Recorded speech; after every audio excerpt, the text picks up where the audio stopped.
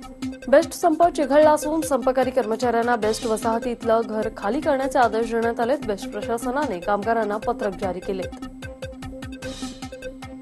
Best प्रशासनाकडून कोणताही प्रस्ताव नाही किंवा आमच्या प्रस्तावाला उत्तर देत नसल्याचं बेस्टचा संप सुरूच राहणार असल्याचं शशांक राव यांनी स्पष्ट केलंय।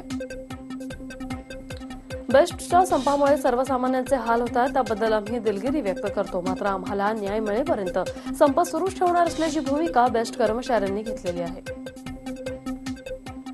मुंबईकरांच्या मदतीला अखेर दस्तूरखुद्द परिवहन मंत्री दिवाकर रावते स्वतः रस्त्यावर उतरले। संपामुळे बेहाल झालेल्या मुंबईकरांच्या गाड्यांची सोय स्वतः दिवाकर रावते यांनी मंत्रालय परिसरात केली।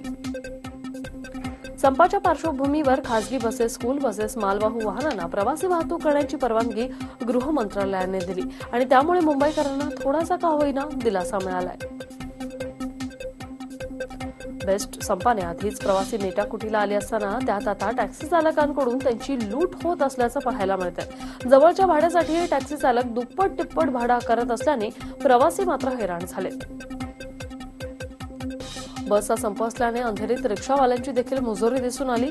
रिक्षावाल्यांकडून दुप्पट आणि तिप्पट बिलाची आकारणी केली जात होती। तसंच जवळच्या प्रवासासाठी रिक्षा चालक भाडेही नाकारताना दिसून आले। गुरुवारी मुंबई पुणे एक्सप्रेसवेवरील वाहतूक बंद राहणार आहे आणि जाहिरातीचा बोर्ड लावण्यासाठी आज दुपारी 12 ते 2 दरम्यान ही वाहतूक बंद राहणार आहे। काँग्रेस राष्ट्रवादीत 25-23 फॉर्म्युला निश्चित झाल्याची माहिती मिळते। यवतमाळची जागा काँग्रेसच लढणार असून 2 जागांचा पेच अजूनही कायम असल्याची माहिती समोर आली आहे। आघाडीची घोषणा 15 जानेवारीला होण्याची शक्यता वर्तवण्यात येते।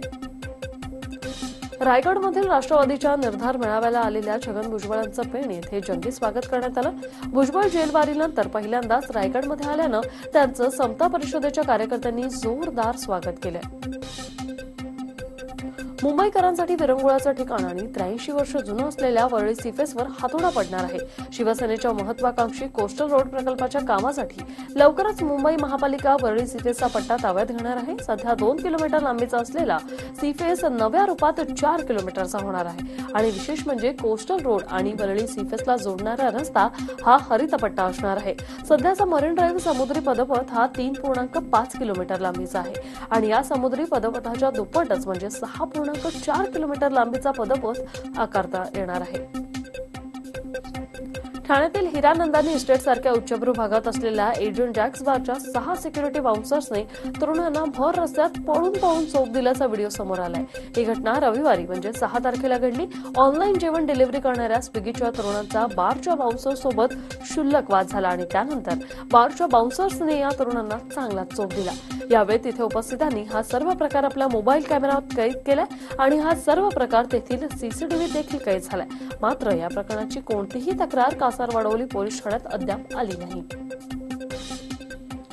अश्विनी बेंद्रे हत्याकांड प्रकरणातील आरोपी महेश फळणीकर अलिबाग कोर्टाच्या आवारात मैत्रिणीबरोबर जेवणावर ताव मारताना दिसला। तो व्हिडिओ तसा व्हायरल झाला आणि या व्हिडिओमुळे बेंद्रे हत्याकांडातील आरोपीला पोलीसच मदत करत असल्याचं समोर आलंय। अंडरवर्ल्ड डॉन दाऊद इब्राहिम आणि डी कंपनीला एक मोठा झटका बसलाय। दाऊदचा भाऊ नूराचा मुलगा सोहेल कासकरचा जवळचा साथीदार तस्कर माफिया दानिश अलीचा ताबा मुंबई पोलिसांच्या क्राईम ब्रांचने घेतला असून लवकरच सोहेलचाही प्रत्यार्पण अपेक्षित असल्याचं म्हटलं जातंय। पनवेलमध्ये काळुंद्रे गावात ड्रेनेज साफ करण्यासाठी उतरलेल्या 3 कर्मचाऱ्यांचा मृत्यू झालाय। ड्रेनेजमध्ये उतरलेले 2 कामगार लवकर वर न आल्याने तिसरा कामगार त्यांना पाहण्यासाठी गेला असता त्याचाही गुदमरून मृत्यू झाला। अग्निशमन दलाच्या जवानांनी तिघांचं मृतदेह बाहेर काढलेत। बदलापूर डम्पिंग ग्राउंडवर जाणाऱ्या कचऱ्याच्या गाड्या स्थानिक गावकऱ्यांनी अडवल्या। डम्पिंग ग्राउंडवर सातत्याने लागणाऱ्या आगीमुळे आणि कचऱ्यातून निघणाऱ्या दुर्गंधीमुळे गावकऱ्यांना त्रास होतोय। याचाच विरोध करण्यासाठी स्थानिकांनी कचऱ्याच्या गाड्या अडवल्या। ज्येष्ठ साहित्यिका नयनतारा सहगल यांचं निमंत्रण रद्द केल्यानं झालेल्या वादानंतर मराठी साहित्य महामंडळाचे अध्यक्ष श्रीपाद जोशी यांनी आपल्या अध्यक्षपदाचा राजीनामा दिला। मी माझी नैतिक जबाबदारी घेऊन राजीनामा दिला, मात्र ज्याची चूक आहे ते मान्य करायला तयारच नाहीत। शिवाय माझ्यावरच खोटे आरोप केले जातात असं श्रीपाद जोशी यांचं म्हणणं आहे। डॉक्टर श्रीपाद जोशी यांनीच निमंत्रण रद्द करण्याची सूचना केली असा खुलासा संमेलनाचे कार्याध्यक्ष डॉक्टर रमाकांत कोलते यांनी केली। तसंच जोशींनी अनेकांची दिशाभूल केल्याचा आरोपही कोलतेंनी केलेला आहे।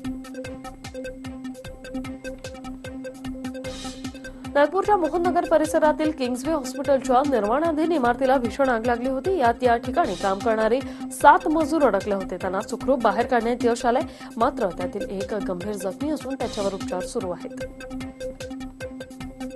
पुणे शहराला पाणीपुरवठा करणाऱ्या 4 धरणांमधील पाणीसाठा लक्षात घेता पूर्वीप्रमाणे पाणीपुरवठा करण्यात येणार आहे आणि त्यामुळे पुढील महिन्यात 1 महिन्यापर्यंत पाणी कपात केली जाणार नाही असा निर्णय सर्वपक्षीय नेत्यांच्या बैठकीत घेण्यात आला. मात्र नागरिकांनी भविष्याचा विचार करता पाणी काटकसरीने वापरावं असं आवाहन पालकमंत्री गिरीश बापट यांनी केलं. केसरीवाडा येथे पालकमंत्री गिरीश बापट यांच्या अध्यक्षतेखाली सर्वपक्षीय नेत्यांची बैठक पार पडली. बालेवाडीतील खेलो इंडिया कार्यक्रमासाठी मुख्यमंत्री जात असताना स्वाभिमानी शेतकरी संघटनेच्या विद्यार्थ्यांनी काळे झेंडे दाखवत जोरदार घोषणाबाजी केली. पुणे पोलीस आयुक्तालयाच्या वतीने आयुक्तालयाच्या परिसरात महिला, ज्येष्ठ नागरिक आणि बालक यांना एकाच ठिकाणी मदत आणि सुविधा उपलब्ध करून देणाऱ्या भरोसा कक्षाचं उद्घाटन मुख्यमंत्री देवेंद्र फडणवीस यांच्या हस्ते करण्यात आलं. पुणेकरांना भरोसा सेलची पुढील काळात नक्कीच मदत होणार असं मुख्यमंत्र्यांनी स्पष्ट केलंय.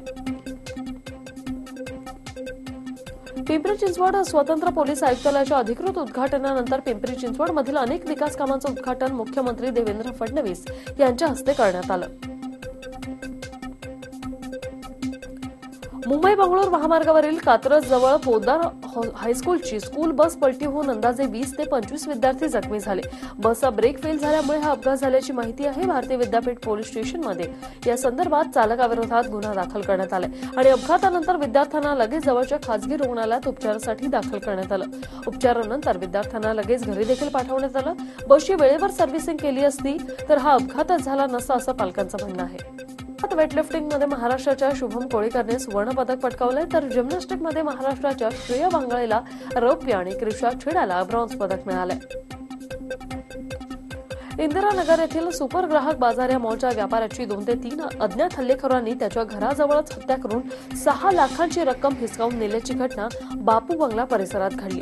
या घटनेत व्यापाऱ्याचा लहान मुलगा बचावला असून पोलिसांनी हल्लेखोर लुटारूंचा शोध सुरू केलाय. नाशिकमध्ये चेतन पगारी या 10 वर्षाच्या विद्यार्थ्यानं राहत्या घरी आत्महत्या केल्यानं खळबळ माजली. शाळेतून रोजानं घरी आला आणि गळफास घेऊन त्याने आत्महत्या केली.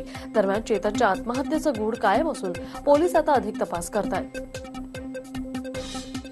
प्रसारण राज्यमंत्री राज्यवर्धन सिंग राठोड यांची कोंडा संघटनेचे अध्यक्ष आमदार अॅडव्होकेट अनिल परब यांच्या खासदारांच्या शिष्टमंडळासमवेत भेट घेऊन भारतीय दूरसंचार नियामक प्राधिकरणाच्या नियमावलीबाबत समस्त हिंदुस्थानच्या केबल चालकांच्या वतीनं निवेदन देण्यात आलंय. उत्तरेकडून येणाऱ्या थंड वाऱ्यामुळे लासलगावचा पाराही 5 अंशापर्यंत घसरलाय. याचा मोठा फटका द्राक्षबागांना बसला असून द्राक्षबागांचं 2000 कोटींचं नुकसान होण्याची शक्यता आहे. गेल्या दिवसांपासून लासलगावमध्ये थंडीत वाढ झाली असून द्राक्ष उत्पादक चिंतेत आहेत. दरम्यान 120 दिवसांनी होणारी द्राक्षांची काढणी आता 130 ते 145 दिवस लांबणीवर पडलेली आहे.